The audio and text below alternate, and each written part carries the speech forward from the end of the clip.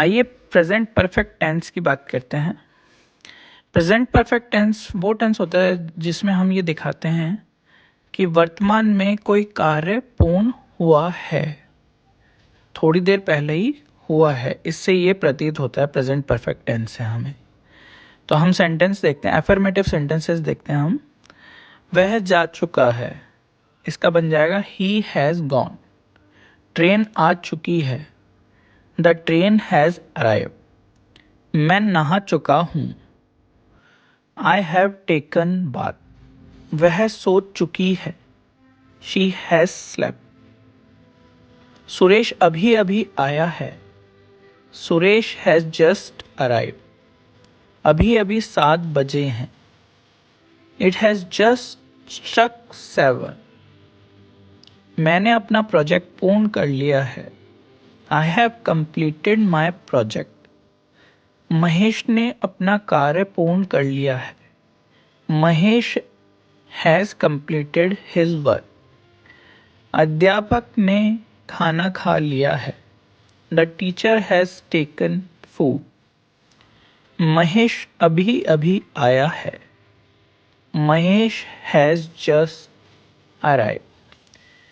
जब भी हम इस तरीके के सेंटेंस देखते हैं जिसमें आखिर में लास्ट में आ रहा है चुका है, चुकी है, चुका हूँ, आया है, लिया है, खा लिया है, कर लिया है, तो इन सेंटेंसेस जिनसे हमें ये समझ में आता है कि कार्य अभी अभी पूर्ण हुआ ही है, वर्तमान में वह कार्य पूर्ण हुआ है, तो उसको हम प्रेजेंट परफेक्ट टेंस में क्लासिफाई करते हैं।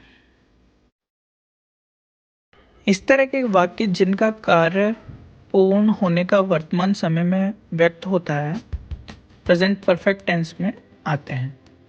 प्रेजेंट परफेक्ट को ही अगर हम देखें ध्यान से तो प्रेजेंट वर्तमान, परफेक्ट पूर्ण, अर्थात कार्य का वर्तमान में पूर्ण होना।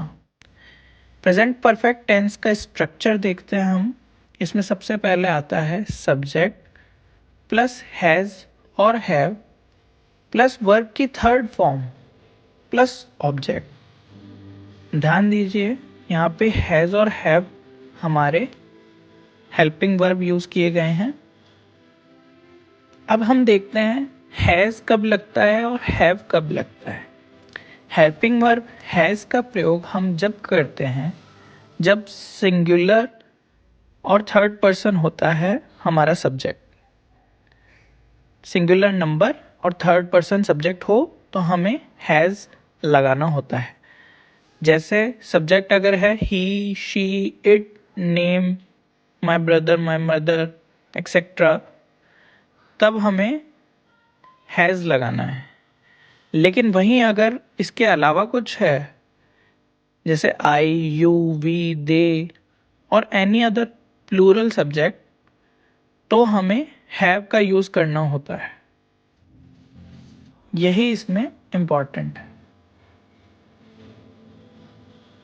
तो अब तक हमने बहुत सारे नए कंसेप्ट सीखे हैं और आगे भी हम इसी प्रकार से नए नए कंसेप्ट सीखते जाएंगे। तो आप हमारे साथ बने रहिए। Thank you.